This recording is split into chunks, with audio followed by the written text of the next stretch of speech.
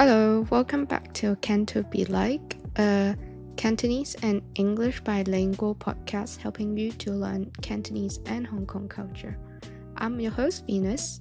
Today's episode is another fully in English chit-chat session, and it's the start of a new topic, living and housing in Hong Kong. Because there's a saying in Cantonese which is called Yi Sek Ju Hang. So yi is clothes, sek is eating, ju is housing and living, hang is transportation and getting around. And yi, I would say, is about shopping as well.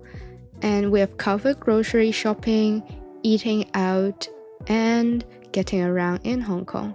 So I think it would be time to do living and housing in Hong Kong, so we can get a holistic idea of what it's like to be living in Hong Kong. So we are going to talk a bit about different types of housing in Hong Kong, some land issues we have, and problems and situations with regard to living in Hong Kong. And let's dive in. So in order to record this episode, I've looked at some statistics of cost of living around the world, and actually I wasn't surprised to find Hong Kong ranking the top of the list out of all the expensive cities in the world. It's even more expensive than Shanghai, Singapore, London, New York, Zurich. So yeah, it's pretty expensive, and I would say the housing price definitely contributes to the high cost of living in Hong Kong.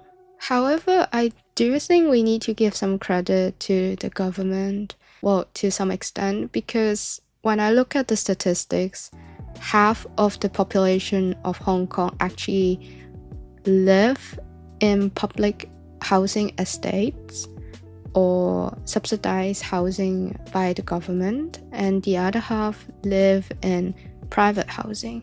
So it's a 50-50 split. Around 30% of people live in public rental housing units run by the Hong Kong Housing Authority or the Hong Kong Housing Society units. And our friends who grew up in the public housing estate, and I would say the environment is actually quite good, and there are recreational areas like tiny green space, a playground for kids, sometimes a basketball court or even a small football court for teenagers to play. And they will have those tiny, it's called lanteng, so tiny area, sheltered area for uncles, retired uncles to play chess and chat. And the vibe is pretty convivial, especially in the old days. Like, people will help out each other and be good neighbors to each other. So it was a big part of the 80s to 90s zeitgeist of Hong Kong, I would say. And also the rent to the public housing estate is pretty affordable. It's adjusted according to your household income, and I'm not sure about the exact figure, but I think it's like 10 to 20% of your income, so it's definitely not something you will struggle to pay.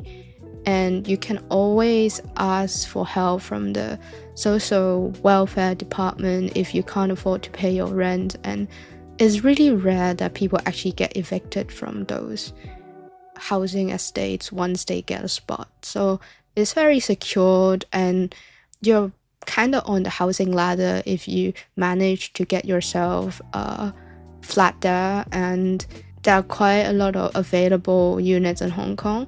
So I would say in that regard, it's not, because I've lived in other big cities like London, and I would say Hong Kong actually does a pretty good job to make sure people can have a roof above their head. And there are actually a interesting story behind the public housing estate. So the whole thing can be traced back to 1950s, where a lot of people moved to Hong Kong from mainland China due to various reasons, maybe look for a better life or political turmoil, or they have families in Hong Kong, etc., etc. And that included my dad's family. So his aunts and uncle and his grandmother moved to Hong Kong during that time as well. And because of the drastic increase in the numbers of squatters, fires were really common in the cramped temporary homes.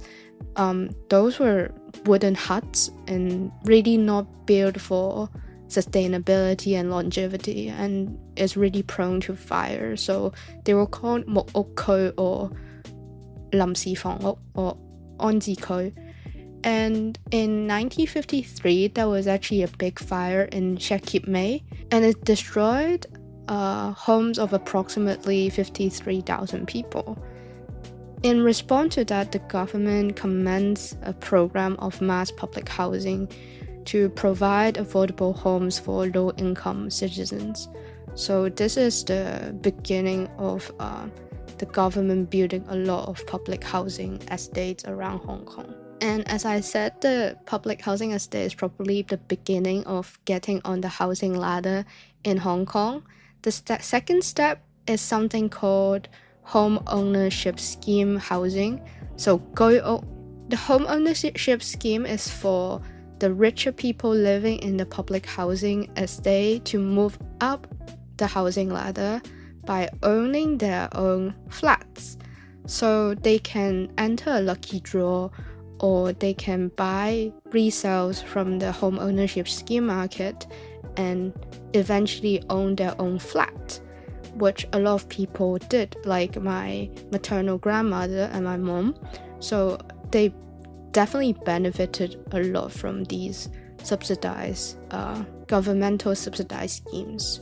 And the home ownership scheme is really popular because in Chinese culture, it's really important for a family to own their own flat and house and have a roof over their head, so that they don't have to worry about not being able to pay rent or being evicted by the landlord, that kind of thing.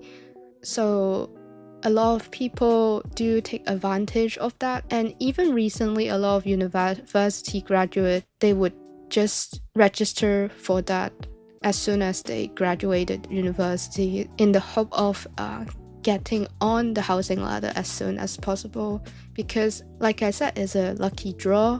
So if you actually ended up getting the quota, you can ask your mom and dad to pay for down payment and eventually own the flat, that kind of thing. So it's a very popular option to get on the housing ladder in Hong Kong. So both public housing estate and the home ownership schemes are for the lower income citizens. And for those who can actually afford buying their own flat, they will opt for private permanent housing. So just ordinary private residential flats. And the average price for that is like 6 to 10 million Hong Kong dollar. So around $1 million USD, which for a young person or a single person is very hard to afford. That's why a lot of the time parents would offer to pay for a down payment and the kid will pay for the mortgage. And I know a lot of my parents' friends, their parents pay for the down payment and then they continue to pay the mortgage, and the whole family lives in the same flat. And that is very common in Hong Kong. And if you are even richer, you can buy villas, bungalows, and modern village houses. Those are landed property in a slightly more remote area of Hong Kong, but you do own a lot of space, and you might even have a front yard or a garden. Some people even have a swimming pool, which is so ridiculous for Hong Kong, but that does happen. And speaking of all the official and legal housing, I want to speak a bit about temporary quarters or living situations that are a bit more iffy. So I think a lot of people are aware of cage home or subdivided units in Hong Kong. So cage home and subdivided units come hand in hand. So I think cage home is a worse version of subdivided unit. And subdivided unit is like someone owns a flat and they divided it into like smaller rooms, sometimes even without their own toilets. And people just rent that room and it's so small, like maybe just single digit meter square, kind of small. Like you just put a bed and a table and that's it. You don't even have space for a wardrobe, that kind of situation. And cage home is even worse. So it's like a bunk bed, and on the top bed there's a cage, and then on the bottom bed there's another cage. So you're basically paying for occupying the bed space, and that is, in my opinion, quite unacceptable. But it exists for a reason, because some people just can't get on the housing ladder, and in the private market the rent is so steep and kind of unregulated, so that's why they have to settle for those options. I think it's a serious problem, and there were a lot of protests and complaints to the government about this situation because it's so inhumane, and people should not be living in those situations, and it's just the worst example of capitalism. Things are getting better because the government did implement some measures like transitional housing, which is for people who have waited for public housing for a certain period of time but still haven't gotten onto the housing ladder, so they can be put in transitional housing estate, which is in much better condition than subdivided unit, and the rent is usually more reasonable, and they can get help and support from the community and NGOs, charities, or even social workers from the government. And speaking of transitional housing, there actually has been a controversy in recent years because they built a transitional housing estate in Kai Tak, which is a more upscale and prosperous, luxurious residential area. So the richer private housing residents were complaining about having lower income citizens living in transitional housing right opposite their villas or luxurious flats, so to speak. And I think that's a very Hong Kong thing, so I'm just putting it out there so you know about it. And to put things into perspective, you can think of it as maybe in Upper East Side in Manhattan, and there's a transitional public housing estate right across the Met. I don't know the geography of New York 100%, but yeah, something like that. So now, after the first session, I hope you're an expert in the housing and living situation in Hong Kong. And now I would like to point our attention to some quite interesting policies on housing in Hong Kong. The first I would like to speak about is that actually some 40% of our total land area is actually designated as country parks, which is pretty mind-blowing, right? Given we are so overpopulated, 40% of our land is protected for conservation and ecology.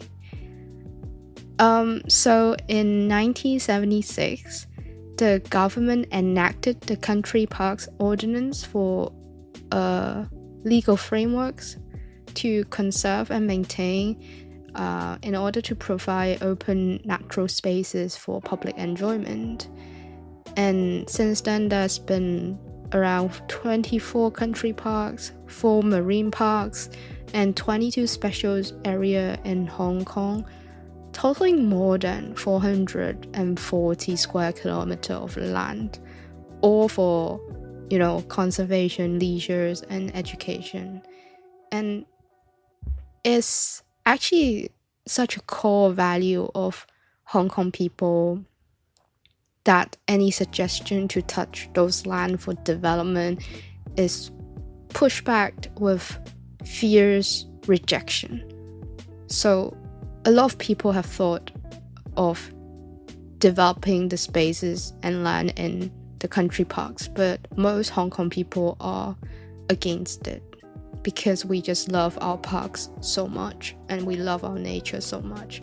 And hiking in Hong Kong is actually such a big thing, and I think in some National Geographic feature article, Hong Kong was actually recommended to hikers as a travel destination because our hiking trails are just so scenic and the difficulty varies from beginners to very challenging, very professional.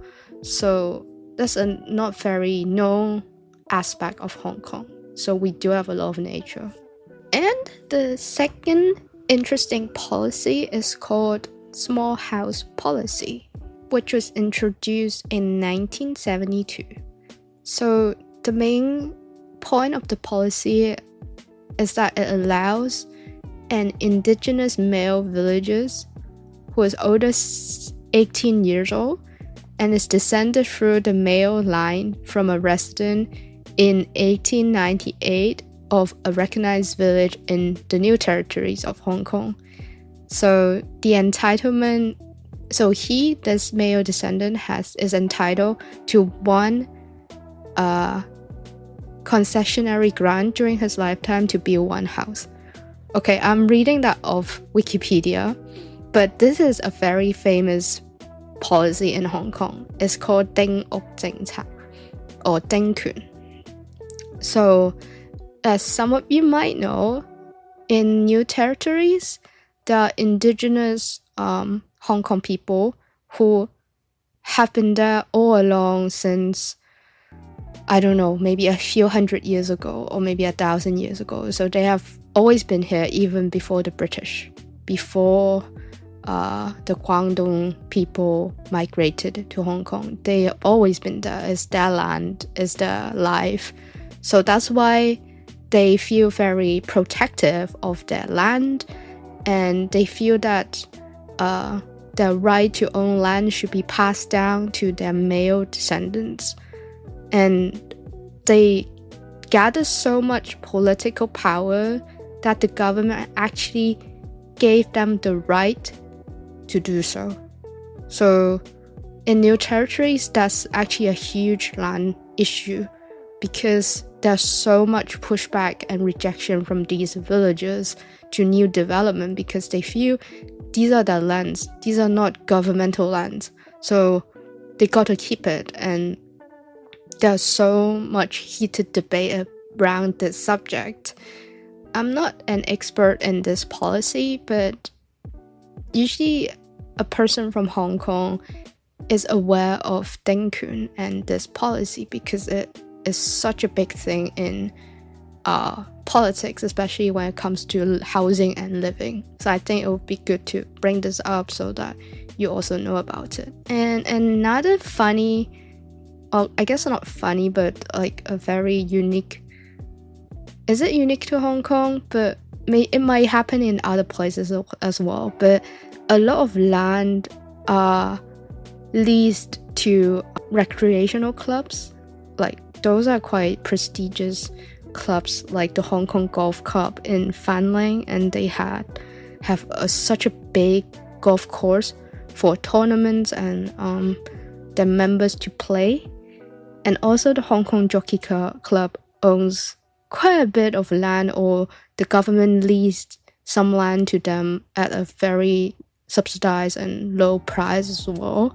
And that's a problem because a lot of people think we don't even have residential land. Why are you putting this land for rich people to play golf? So a lot of people don't like the idea of these private recreational clubs having so much land just for hobbies. And lastly, there are also complaints about large land developers hoarding lands.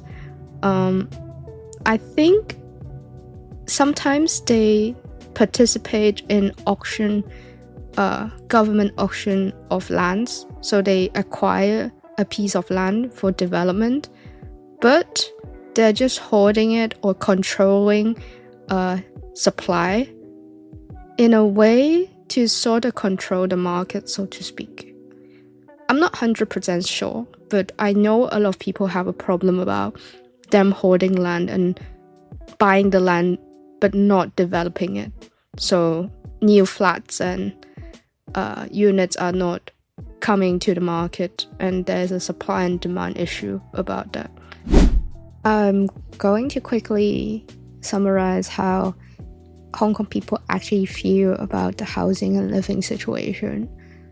I think the sentiment has improved in recent years as the market calmed down and the purchase price is becoming more reasonable, which is a good thing because I know a lot of people who are 5 to 10 years older than me are trying to get on the private housing ladder, and they can afford to do so if they have a partner. And some high achieving individuals can actually afford their flat as well. And the government has rolled out policies to bridge the gap between private rental and getting onto the public housing estate ladder, which as I said is the transitional housing. So overall it's improving and people are having less complaints about the situation, though we still have a long way to go, and we do have an influx of immigrants from other parts of the world, especially mainland China, and the demand for housing is always there. So yeah, that's pretty much it. It's not a unique problem to Hong Kong. I think for other metropolitans and highest cost of living cities like Singapore, London, New York, the problem is always there. So I am fairly optimistic about it, and if you're worried about the housing situation in Hong Kong and that's something that stops you from moving here or visiting, I would say your concern is valid, but there's always solution to go around it. So yeah, that's my 2 cents on the topic. Alright guys, thanks for tuning in to another episode of Can To Be Like. Be sure to follow or subscribe, or even send me a message in the link in the show notes. So next episode will be a listening exercise on housing and living in Hong Kong, so stay tuned. Thanks for listening, take care, and bye.